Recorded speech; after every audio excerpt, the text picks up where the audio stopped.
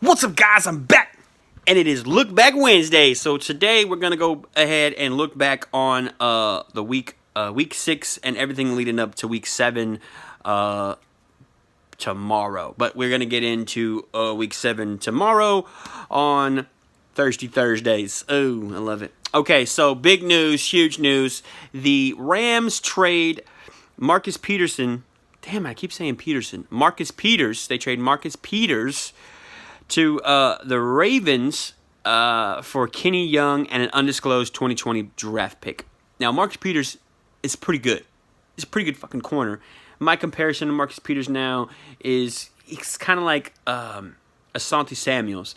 He kind of jumps plays a lot for the pick. He kind of reads routes and jumps them a lot. And good quarterback duos, quarterback receiver duos that are like on the same page. A la Keenan Allen and Rivers, Deshaun Watson and Hop, Tom Brady and every one of his receivers. I mean, you get the picture. But, well, more or less Edelman and Gronk, but there's no more Gronk. But you hear what I'm saying. Competent quarterback receiver duos normally eat their lunch because it's not hard to fake them out. Especially if you're both on the same page. And with that being said, he's a good corner. I like him. They pretty much got him for a steal, it looks like. And I think he was playing pretty well this year. Pretty good. He's always played pretty decent. It's one of my favorite corners. But that's not all the Rams did. The Rams then acquired Jalen Ramsey from the Jags. They gave up 2 firsts and a fourth. One 2020 first, one 2021 first, and one 2021 fourth for Jalen Ramsey. Holy shista. They got him. They gave all of that up for 26 games. 26 games, and then they're into renegotiating and franchise tagging said Jalen Ramsey. Well, I don't think that's going to happen. For one, Deion Sanders made a very valid point about the tax. There's no state tax in Florida. There's also no state tax in Texas. But there is a state tax in California, and it's probably the highest. I think it is the highest in the entire United States. I think it's 13.3 or 13.5 per dollar taxed. That's a lot of money. Imagine that. Every dollar you made, 13 cents was gone. That's a lot. Anyways, I don't think he's going to stay. Texans fans, do not get upset. Do not get worried that all the hoopla that was being thrown means it's over. It's not. It's just going to take a little while before we get him. Hopefully, we can still get him in 26 games. That would be epic, but that's for another time, another video, like 26 games into the future video. But yeah, that's the biggest news of the week. Cowboys fans, I am a Cowboys fan, so calm down. We lose Tyson Crawford for the entire year, going on IR and needing surgery to replace his hip. So that sucks. Very bad news for the Cowboys. And everyone else on the team is pretty much day-to-day. Cobb, Cooper, Collins and Smith, all day-to-day. They're taking it as they go. Unfortunately for the Houston Texans, day-to-day is not the best scenario for us. We are going to be missing Bradley Roby and Titus Howard for about 4 to 6 weeks, both on those. I'm not sure if the news came out where Titus Howard's partially torn MCL, ACL. Not sure if he's going to need surgery. I thought he didn't need surgery, but I think it might have changed, and it might be longer than 4 to 6 weeks, which could suck very well because this offensive line was doing fantastic. The guy that came in, he did not disappoint. I can't remember his name. Son of a fluff. But he stepped up and he played well. Kudos to that young man or that old man. But he did very well. And consecutive games where Watson did not get sacked. That is great football. And it sucks that we were melding this line together. We were clashing. We were getting them good to go, filling for each other and working with each other. And then, bam, that happens. So, horrible news for us. Hopefully the rookie is, from what we saw last week, the rookie is ready and he's making more plays and less rookie mistakes. We'll just see how that goes and what happens with that. In other news, the Titans took an L from the Broncos and switched their quarterbacks. And starting quarterback for Week 7 against the Chargers is going to be Tannehill. Ryan Tannehill is back to being a starting quarterback in NFL. Holy shit, Marcus Mariota, does that suck to be you and Titans fans. R.I.P. Titans fans. The Dolphins also benched Josh Rosen for Ryan Fitzpatrick. So that's going to be fun. I think their offense might be a little upgrade for that now. I think their offense will help out a little bit. Still probably the worst offense in the league. Maybe the second worst offense in the league. All right. And now let's go to the picks. I didn't do too bad this week. I did better than I thought I was going to do. But I think I got 8 right this week.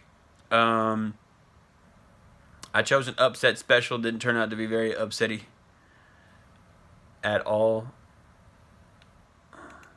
I picked the New York Jets over the Giants. What am I saying? I picked the New York Giants over the New York Baltimore. Jesus, what is going on with my head? The New England Patriots. There we go. Words, English. I got it. Sorry, I'm moving you all around here, but my little fucking stand broke and I got to hold the phone. Camera, whatever. But Week 6, let's get into it. So like I said, I picked the Patriots. I didn't pick the Patriots and they won. It was a good game until it wasn't a good game. I thought Saquon Barkley was going to start when I make that pick. He didn't end up starting and I took an L. I picked Panthers over the Bucks. Not really anything to say here. Christian McCaffrey's Jesus. He's white Jesus. I picked the Ravens over the Bengals. I love the Ravens offense and their defense. I don't like anything about the Bengals. Nothing more to say. They should trade AJ Green, but that's pretty much it. All I want to say there. I picked the Seahawks over the Browns.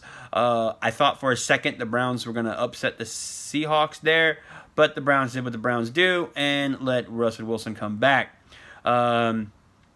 Houston Texans went to Arrowhead, and as you know, they came out with the dub. So did I. Great game all around. Want more of that. Redskins over the Dolphins is what I picked. Almost got that one wrong. 17-16. Look like Tula is in the Dolphins' future. Then we got the Vikings over the Eagles. I got that one right as well. Fuck the Eagles. Hashtag analysis. Saints over the Jags. I got that one wrong. I picked the Jags. I thought the New Orleans was a facade. It's not. They are real. They got their defense playing better. They got the running game playing better. And Teddy Bridgewater is a story on itself, and he is balling. I love it, every minute of it. All right, Falcons taking L to the Cardinals. I got that one right. Cardinals on top of the Falcons because of a missed extra point, not at the end of regulation, but near to end of regulation. Or maybe it was the end of regulation. I didn't know if there was like 30 seconds left or no time left or a minute left, something like that. But so I got that one right. I got the Rams taking an L from the Niners. Got that one right. The Rams, I thought were going to lose a little bit of steam here because they lost their fullback. But Tariq Cohen made me wrong, and he just ran it better without a fullback. So their defense is on point. Jimmy G's not no slouch. So kudos to them. I did pick the Cowboys over the Jets. I knew it was a trap game with that great defense. Not a good defense, not a regular defense. The Jets' defense is great. Okay? They got Mr. Bountygate himself over there. Their defense is great. There's a problem when your offense sucks and your defense is on the field for the entire time. It's just logic. It's easier to run away from a fight when you're tired than it is to fight when you're tired. It's common sense. The defense is going to get gassed and they're not going to play as good as they can. But with Sam there, making the running game better, making the passing game better, making the offense better, and makes the defense better because they're not on the field the entire time. So there was that one. Took an L there. We got outcoached. Cowboys got outcoached. That's the third week in a row they've been outcoached. Heads need to roll. I'm not really sure if I want to blow the entire the entire coaching staff up, but I kind of do. Honestly, if the Cowboys lose to the Eagles, which I don't see happening, but if they do lose to the Eagles, everyone needs to be fired immediately. They just need to start all over. I mean, from assistant to coffee getter to towel to towel man to water boy to ball boy to head coach to coordinators. Everybody needs to fucking go, and we need to bring one dude in, one head coach that wants to build his entire organization. That's what needs to happen, because everybody needs to go. I don't like nobody there no more. They're all got their heads stuck up straight up their fucking asses, and they're smelling their fucking own shit, and they think it don't stink. Let me tell you right now. You are America's team, but you're fucking losing it because you haven't fucking done shit in forever. Forever. You're still America's team. Don't get it twisted. The stats don't lie. Numbers don't lie. People love to watch the Cowboys. Either they love to watch them to see if do shitty, or they love to watch us see us do good. But people watch the Cowboys. That's not up for debate. It's like the last 5 games of the Cowboys have been the highest game of the season of people watching the game. So don't get it twisted. But you're losing it, and you will continue to lose it to Green Bay, to the Chiefs, to the Patriots. You will continue to lose viewership because you're not winning anything. So step up the game, and your coach has been there forever, and he ain't won shit. It's time to go. I'm tired of giving excuses for the coaching staff. We did not get outplayed. We did not get out fucking executed. We executed. We played. Everything was good on the players' part. We lost a couple players, but that is still on the coaching staff. Injuries happen. They happen. How the fucking Eagles won the Super Bowl when their starting quarterback goes out. Injuries fucking happen. You need to be prepared, and I don't think they were prepared. I don't think the game plan was right. I don't think the play calling was right. Coaching staff, if you do not step up against the Eagles, you do need to get the fuck out. Next is the Titans over the Broncos. Like I said, the Broncos had a big old goose egg for the Titans, and that was great. Pittsburgh over the Chargers. I got that wrong. I picked the Tennessee Titans. I didn't think they were going to fucking lose. They lost. Won't be picking the Titans again at all. Especially with the receiver playing against quarterback. Back to the Steelers. I picked the Chargers over the Steelers. Won't be doing that ever again because the Chargers are who we thought they were. Trash. Just like the Titans. Trash. Hot garbage. They couldn't even beat the Pittsburgh Steelers on their third starting quarterback. Are you fucking kidding me? Trash. Never picking you again. And then the Detroit Lions lose to the refs, the officials. The Green Bay Packers, 23-22. You know how I feel about that. That's Rob City. And if you are a Green Bay fan and you are proud about that win, you need to take yourself to timeout. Like I said, I'm 8 on the week. RIP to me doing good. I am at 51 points on the season. Going into week 7, I will have my picks up and ready to go for next week tomorrow. And on my fantasy team, and on my big money fantasy team, I think the pot is 350. I think the pot for the number one is 350. So I mean, it's not that big of a pot, but it's decent. There is 12 of us, and I am currently 4-2, and I'm going against another 4-2 this week. But I took an L last week by 9 points because my two starting receivers, Amari Cooper and Josh Gordon. Fuck both of you guys. Not really. I love both of you guys with all my heart. But one catch, and then they both got injured, and they didn't show up. They didn't show back up in the game. I wish y'all both the best. I hope y'all get healed and y'all are ready to go. Take as much time as you need. I don't need y'all to start in my fantasy team. What I'm saying is my fantasy team does not revolve around your health. I wish you the best and speedy recovery without fantasy implications at all. But yeah, I lost 120.7 to 111.8. So 9 points. Suck it up, Buttercup. Do better. And I think that is it. I will have more on the Texans and more on the Cowboys pregame, and I will also have the my picks for tomorrow.